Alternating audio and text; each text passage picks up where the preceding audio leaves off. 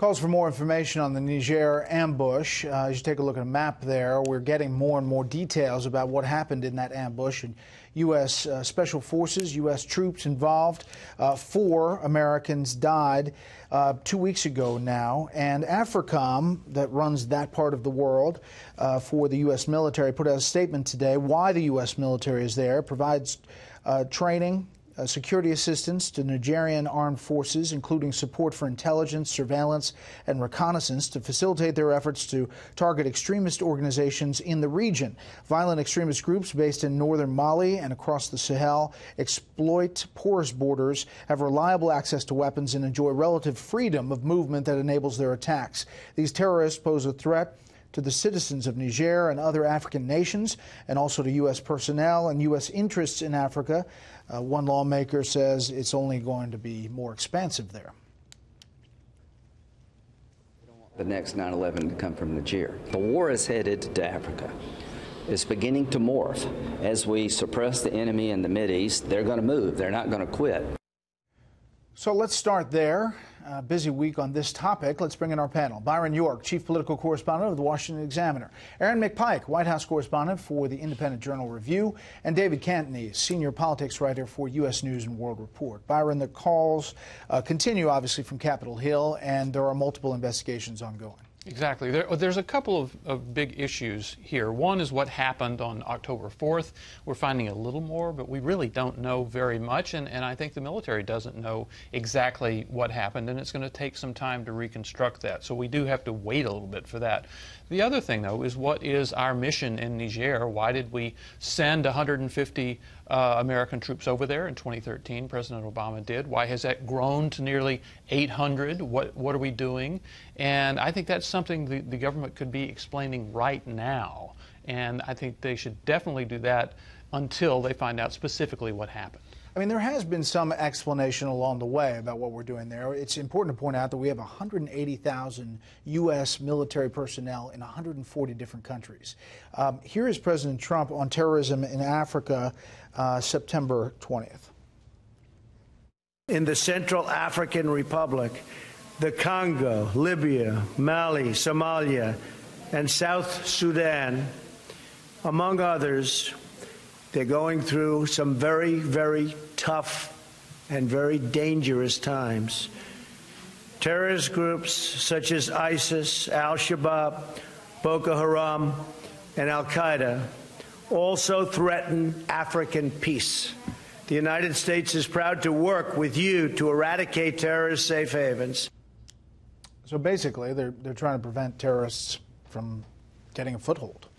That's right, but the thing I think we need to point out is that there are ISIS training camps scattered throughout northern Africa. And Lindsey Graham said today that this is spreading into Africa. It's already there. And that's why you see these U.S. forces have to spread throughout the continent to help local forces.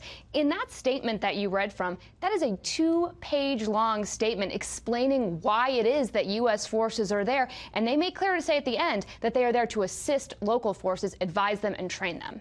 David.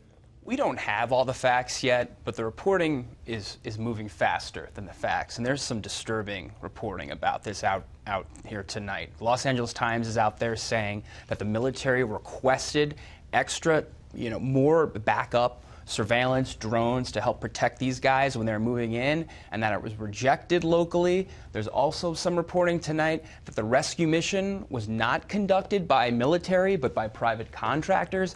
Again, this hasn't been confirmed, but this is starting to leak out in different news organizations. One other news organization tonight is quoting a senior congressional staffer, calling it a massive intelligence failure, and they're comparing it to the crisis in Benghazi. So I think there is going to be a lot of legwork done about this in the coming days. Sure. Special Forces do a lot of stuff around the world. They are in dangerous positions, and this is a wide open area that is a vast swath of territory, and obviously there were a lot of extenuating circumstances to Benghazi that dealt with how the government dealt with things along the way.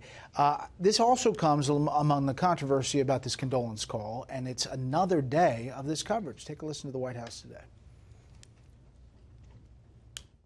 As General Kelly pointed out, if you're able to make a sacred act like honoring American heroes all about yourself, you're an empty barrel.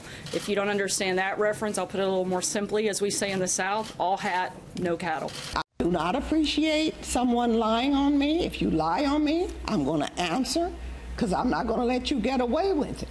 That's the way I teach my boys, and that's the way I live my life. Don't lie on me. Byron.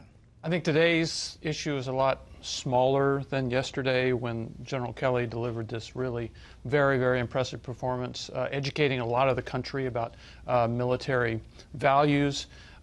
Now there seems to be a fight about Kelly's credibility. I'm going to steal something from Molly Hemingway, who said, no, Representative Wilson did not brag in an unseemly fashion about funding the building. She bragged in an unseemly fashion about naming the building.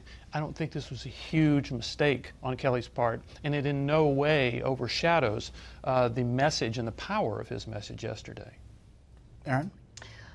One other thing I would want to add here is that I've heard a number of congressmen say this week that we're not talking about how ISIS is on the run because of the liberation of Raqqa. But I think this entire story shows that they might be on the run, but they're running to other areas. And so all of these missions are really important, and they continue to be. Last word. I think Kelly's credibility did take a credibility hit today. I watched the 9-minute video. The congresswoman never states anything about funding in the 9-minute video that he referred to specifically yesterday. I know Sarah Huckabee Sanders says that he talked about it, or she talked about it elsewhere outside the 9 minutes. But that's a change of the story. Understood, but maybe it's, you know, as far as Kelly's credibility on this issue talking, you're saying that the charge was... Saying there isn't evidence of what he is accusing her of. I watched the 9-minute video today. She's talking about how everyone came together to move this FBI facility forward. She credits Republicans for it. So I don't know where he got that from. I think he misremembered it, and I think the White House should have owned up to that.